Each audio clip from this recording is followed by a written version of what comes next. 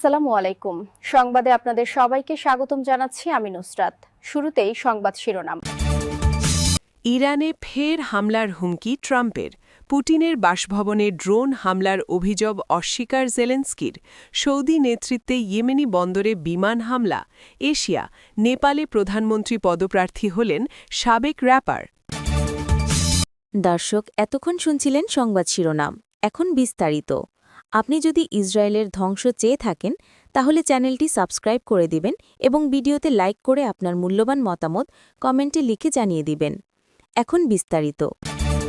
Iran তাদের পারমাণবিক অস্ত্র তৈরির কর্মসূচি চালিয়ে গেলে দেশটিতে আরেকটি বড় ধরনের হামলা সমর্থন করবেন বলে জানিয়েছেন যুক্তরাষ্ট্রের প্রেসিডেন্ট ডোনাল্ড ট্রাম্প।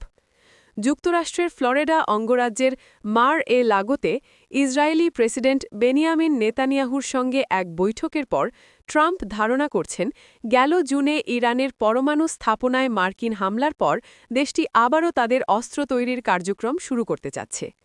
বৈঠকের পর সংবাদ সম্মেলনে ট্রাম্প বলেন, আমি পড়েছি তারা অস্ত্রসহ অন্যান্য জিনিস পারমাণবিক তৈরি করছে। যদি তারা তা করে থাকে তাহলে আমরা যেসব স্থাপনা ধ্বংস করেছি তা নয়, বরং সম্ভবত ভিন্ন কোনো স্থাপনা ব্যবহার করছে।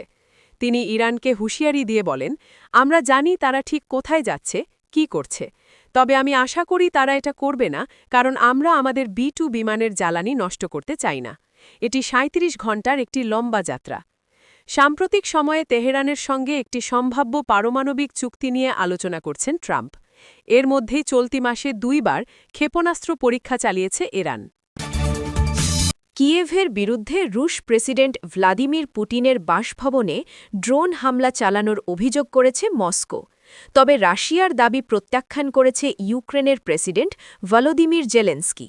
তিনি বলেছেন, ইউক্রেন প্রেসিডেন্ট ভ্লাদিমির পুতিনের বাসভবনে ড্রোন হামলা চালায়নি এবং মস্কো শান্তি আলোচনাকে ব্যাহত করার চেষ্টা করছে।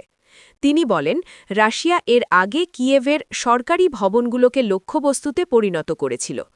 জেলেন্সকি এক্সে এক পোস্টে বলেন, এটা অত্যন্ত গুরুত্বপূর্ণ যে বিশ্ব এখন চুপ করে থাকবে না। আমরা রাশিয়াকে স্থায়ী শান্তি অর্জনের কাজকে দুর্বল করার অনুমতি দিতে পারি না। সোমবার টেলিগ্রামে শেয়ার করা এক বিবৃতিতে ল্যাভরভ বলেছেন, পুতিনের বাসভবনে যে 91টি ড্রোন ছোড়া হয়েছিল তার সবগুলোই রাশিয়ার বিমান প্রতিরক্ষা ব্যবস্থা দ্বারা আটকানো এবং ধ্বংস করা হয়েছে।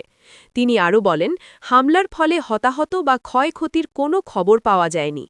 রাশিয়ার সংবাদ সংস্থা তাস জানিয়েছে, রাশিয়ার আমেরিকার সাথে আলোচনার প্রক্রিয়া থেকে বেরিয়ে আসার কোনো ইচ্ছা নেই।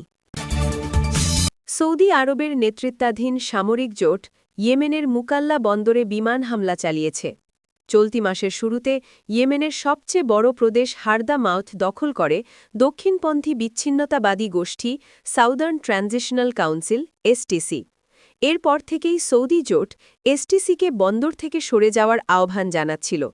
তবে তারা না সরায় মঙ্গলবার মুকাল্লা বন্দরে সীমিত বিমান হামলা চালানো হয়।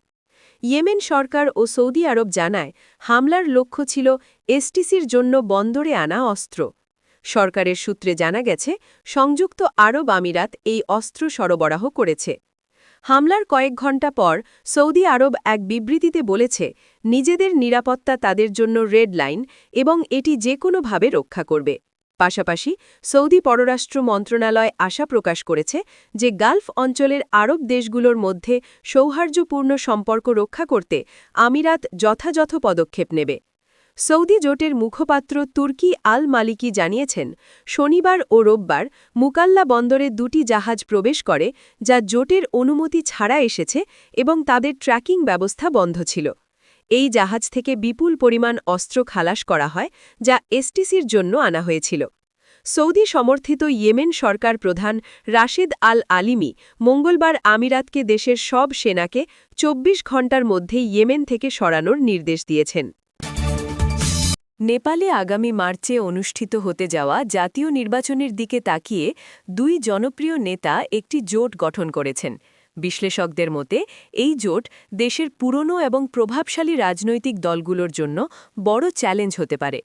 রাষ্ট্রীয় স্বতন্ত্র পার্টির আরএসপি-এর কর্মকর্তারা 28 ডিসেম্বর রবিবার জানিয়েছেন, কাঠমান্ডুর মেয়র ও সাবেক র্যাপার বালেন অর্থাৎ বেন দ্রেসা আরএসপি-এর জোটে যোগ দিয়েছেন। সাবেক টেলিভিশন উপস্থাপক ও রাজনীতিবিদ রবি লামিচানে এই দলের নেতৃত্ব দিচ্ছেন। চুক্তি অনুযায়ী ৫ মার্চের নির্বাচনে আরএসপি জয়ী হলে ৩৫ বছর বয়সী বালেন প্রধানমন্ত্রী হবেন এবং ৪৮ বছর বয়সী লামিচানে দলের প্রধান হিসাবে দায়িত্ব পালন করবেন। বালেন সেপ্টেম্বর মাসে এক আন্দোলনের পর আলোচনায় আসেন এবং তরুণদের ওই আন্দোলনের অবরুদ্ধ নেতা হিসাবে পরিচিত হন। তিনি সাবেক প্রধান বিচারপতি সুশীলা কার্কির নেতৃত্বাধীন অন্তর্বর্তী সরকারের অংশ হয়ে নির্বাচন তদারকি করার কাজও করেন।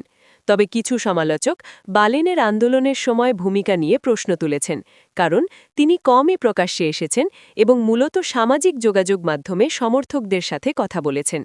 রবি লামিচানে ২০২২ সালের নির্বাচনের আগে আরএসপি প্রতিষ্ঠা করেন এবং দুর্নীতি বিরোধী প্রচারের মাধ্যমে টেলিভিশন উপস্থাপক হিসাবে জনপ্রিয়তা অর্জন করেন। তবে বর্তমানে তিনি ক্ষুদ্র আমানতকারীদের সমবায় ভিত্তিক তহবিল অপব্যবহারের অভিযোগে জামিনে রয়েছেন। এই জোটের উভয় নেতা দাবি করেছেন যে তারা আসন্ন নির্বাচনে তরুণদের নেতৃত্বে দুর্নীতির বিরুদ্ধে সেপ্টেম্বর মাসে হওয়া আন্দোলনের দাবিগুলো বাস্তবায়ন করবেন। ওই আন্দোলনে ৭৭ জন নিহত হন এবং এর ফলে তৎকালীন প্রধানমন্ত্রী কেপি শর্মা ওলি পদত্যাগ করতে বাধ্য হন। নির্বাচন কমিশনের তথ্যমতে প্রায় ৩ কোটি জনসংখ্যার নেপালে ভোটার হওয়ার যোগ্য নাগরিকের সংখ্যা প্রায় ১,৯০,০০,০০০ লাখ। আন্দোলনের পর প্রায় ১০ লাখ নতুন ভোটার যোগ হয়েছেন, যাদের অধিকাংশই তরুণ। রাজনৈতিক বিশ্লেষক বিপিন অধিকারী বলেন, ঐতিহ্যবাহী রাজনৈতিক দলগুলো তরুণ ভোটারদের হারানোর শঙ্কায় রয়েছে। এই প্রেক্ষাপটে বালেন ও তার তরুণ সমর্থকদের নিজেদের দলে আনা আরএসপির জন্য একটি কৌশলগত পদক্ষেপ। গত ৩ দশকের বেশি সময় ধরে ক্ষমতা ভাগাভাগি করে শাসন করা ওলির Communist Party of Nepal UML এবং মধ্যপন্থী নেপালি কংগ্রেস দলের এই নতুন জোট একটা বড় চ্যালেঞ্জ হতে পারে। তবে নেপালি কংগ্রেসের মুখপাত্র প্রকাশ শরণ মহত বলেছেন, বালেন ও লামিচানে উভয়ই বিতর্কিত নেতা এবং তাদের জোটের প্রভাব সীমিত থাকবে।